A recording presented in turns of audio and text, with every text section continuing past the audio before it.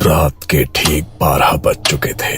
College पूरा अंधेरे में डूबा हुआ था। पुरानी लाइब्रेरी के दरवाजे के सामने 4 परछाइयां खड़ी थी। दरवाजा खोलते ही सड़ी हुई किताबों की गंध और नमी भरी हवा बाहर आई। ये जगह बहुत समय से बंद है, पर ऐसा लगता है कोई यहाँ आता है। ईएमएफ मीटर अचानक तेज आवाज करने लगा। टिक टिक टिक। सर, ये तो अभी शुरू हुआ है। हाँ, और ये सिर्फ शुरुआत है। कॉलेज के सीनियर्स नए स्टूडेंट्स को समझा रहे थे। एक नियम याद रखना, 3rd फ्लोर वाली लाइब्रेरी के पास मत जाना। दिन में भी नहीं और रात में तो भूल कर भी नहीं। क्यों? वहाँ कोई है। ना कोई नोटिस, ना कोई चेतावनी बोर्ड, बस डर जो हर साल पिछली बैच से अगली को सौंप दिया जाता था। कुछ लड़कियों ने एक दूसरे का हाथ कसकर पकड़ लिया। सबके चेहरों पर बस डर का भाव था, पर उसी भीड़ में अभय सबको देख रहा था। वो डरा नहीं, बस सोच रहा था। अभय की आंखों में वो चमक थी जो डर से नहीं, जिज्ञासा से पैदा होती है। अगर सच में वहाँ कुछ है तो आज तक किसी ने पता क्यों नहीं लगाया? क्योंकि लोग डरते हैं अभय, डरने की वजह से सवाल नहीं करते। पर डर से सच तो नहीं बदल जाता सिमरन। अभय ऐसा नहीं था कि उसे डर लगता ही नहीं, वो बचपन से ही डर को जानता था। उसके दादा पंडित हरिश्चंद्र वर्मा गांव के तांत्रिक थे। रात में अभय उनके पास बैठा कहानियां सुनता रहता। हर परछाई भूत नहीं होती और हर डर झूठ नहीं। अभय ने गांव की औरतों को झाड़ फूंक के बाद सांस लेते देखा था। कई लोगों को उसके दादाजी ने बचाया था, लेकिन वक्त के साथ दादाजी चले गए और कहानियां बस कहानियां बन गई। पर अभय के लिए वो सब अब भी सवाल थी। कुछ दिन बाद कॉलेज कैंटीन में 4 दोस्त बैठे थे। यार, उस लाइब्रेरी की बात मत छेड़, वरना रात को नींद नहीं आएगी। सीनियर्स बेवकूफ नहीं होते अभय। कुछ तो हुआ होगा। हाँ, कुछ हुआ होगा, इसीलिए तो जानना जरूरी है। और अगर सच में कुछ हुआ तो हम जानेंगे और उस पर यकीन कर लेंगे, पर कम से कम हमें सच्चाई तो पता चलेगी। लेकिन वो तीनों अब भी डरे हुए थे। तब अभय ने अपने बचपन की बातें बतानी शुरू की। मेरे दादा तांत्रिक थे, उन्होंने मुझे सिखाया था डर से पहले समझ जरूरी है। पर अगर वो आत्मा हुई तो भी वो वहाँ किसी वजह से रुकी होगी। कोई अधूरी बात, कोई अधूरा सच।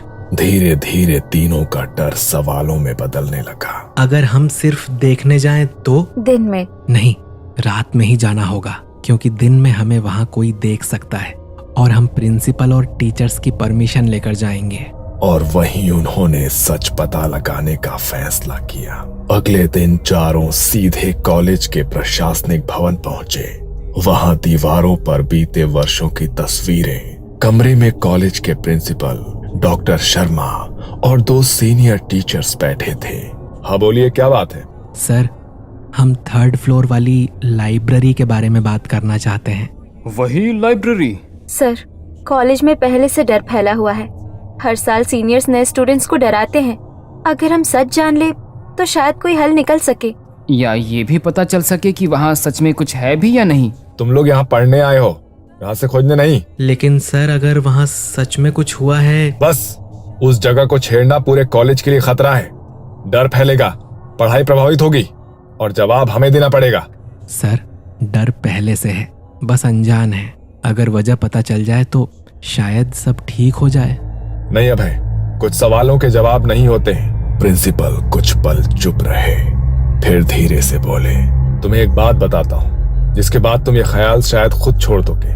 करीब 12 साल पहले एक जूनियर लाइब्रेरियन था, शेखर को रात की शिफ्ट मिली थी। एक सुबह वो लाइब्रेरी के अंदर बेहोश मिला। आंखें खुली थी पर बोल नहीं पा रहा था। फिर रात को जब वो लाइब्रेरी में अकेला था, किसी ने उसका नाम लेकर बुलाया। चारों की सांसें थोड़ी तेज हो गई। इस हादसे के कुछ ही हफ्तों बाद उसने नौकरी छोड़ दी। कहता था कि वो मुझे पढ़ते हुए देखती रहती है। उस दिन के बाद से लाइब्रेरी बंद कर दी गई है। तुम चारों को मैं आखिरी बार कह रहा हूँ कि इससे दूर रहो, वरना अनुशासनात्मक कार्रवाई होगी। चारों चुपचाप कमरे से बाहर निकले। अब क्या? अब हम वो करेंगे जो हमें करना है। अगर कॉलेज मना कर रहा है तो सच्चाई चुपके से सामने लाई जाएगी। कॉलेज की मनाही के कुछ ही दिनों बाद एक रात जब पूरा कैंपस सो चुका था, एक काली कार कॉलेज के पिछले गेट पर रुकी। कार से उतरे डॉक्टर सिद्धार्थ मेहता। लाइब्रेरी यही है? हाँ सर, जिस जगह से सब डरते हैं। तो फिर डर को काम पर लगाते हैं। पांचों लाइब्रेरी की तरफ बढ़े। लाइब्रेरी का दरवाजा कई सालों बाद खुला। अंदर धूल, सड़न की बू और बंद हवा। यहाँ तो सांस लेना भी भारी लग रहा है। जहाँ सांस भारी लगे वहाँ कुछ दबा हुआ होता है। डॉक्टर सिद्धार्थ ने एक एक करके अपने यंत्र निकाले। EMF meter, thermal sensor, digital recorder, night camera, मोमबत्तियां और नमक। हमारे अलावा कोई भी आवाज होगी वो रिकॉर्ड होगी। पहली रात जैसे ही ईएमएफ मीटर ऑन हुआ, बीप बीप बीप, मीटर की सुई अचानक ऊपर गई। सर, अभी तो कोई वायर भी नहीं है यहाँ। बिल्कुल, यही हमें देखना है। अचानक लाइब्रेरी की ट्यूबलाइट जली और 1 सेकंड में बुझ गई। अमन ने टॉर्च जलाई पर वो भी डिम होकर बुझ गई। मेरी टॉर्च बाहर तो चल रही थी। कुछ जगहें रोशनी बर्दाश्त नहीं करती। उस रात वो ज्यादा समय तक वहां नहीं रुक सके। सुबह होने से पहले उन्हें लाइब्रेरी से बाहर निकलना पड़ा। दूसरी रात डर तैयार था, कैमरे सेट थे, रिकॉर्डर ऑन था।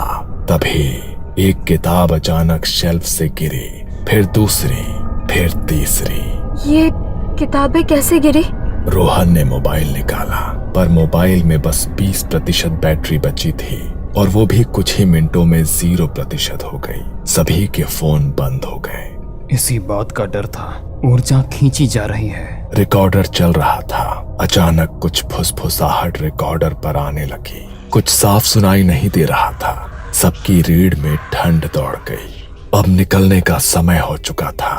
सर, वो आवाज हमारी नहीं है। तीसरी रात कुछ बदल गया। जब वो लाइब्रेरी के पास गए तब दरवाजा खुला था। वो अंदर घुसे तो लाइब्रेरी में सब चीजें बिखरी पड़ी थी। टेबल, कुर्सियां, किताबें सब जमीन पर पड़ी थी।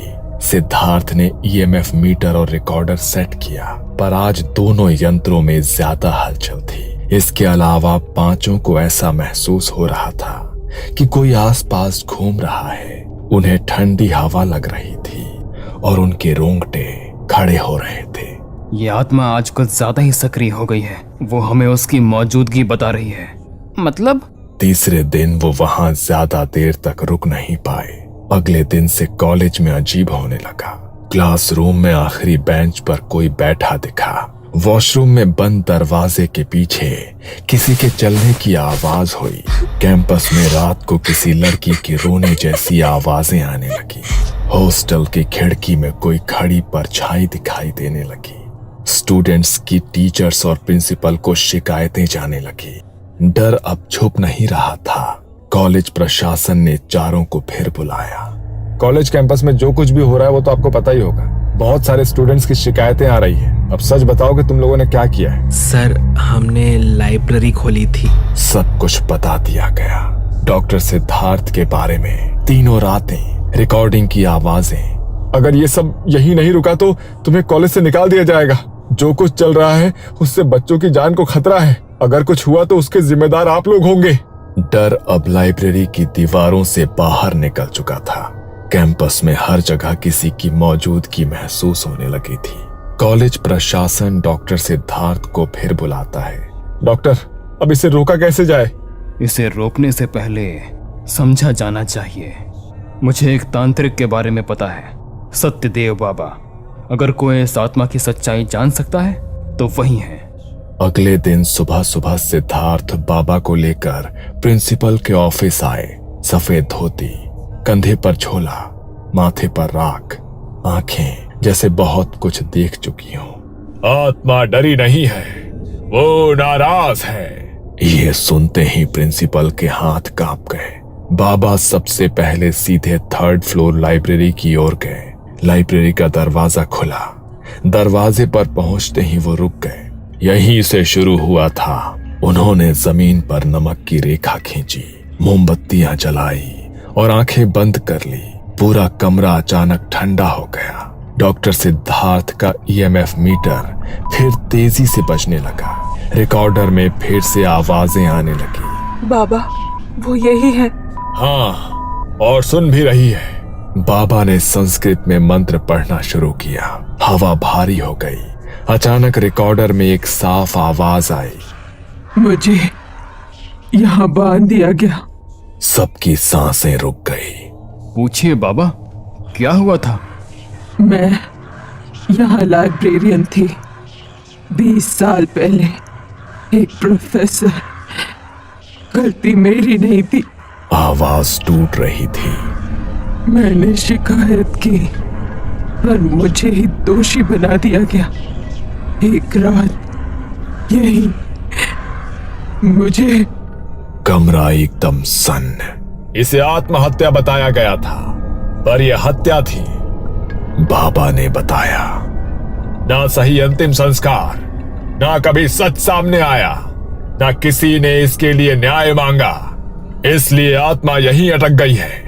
और जब अभय और उसके दोस्त लाइब्रेरी में घुसे तो वो जाग गई। आज रात यही विधि होगी। रात 2:30 बजे लाइब्रेरी के बीचों बीच हवन कुंड बनाया गया। उस आत्मा का नाम उच्चारित किया गया। उसके लिए नए कपड़े, दिया और जल लाया गया।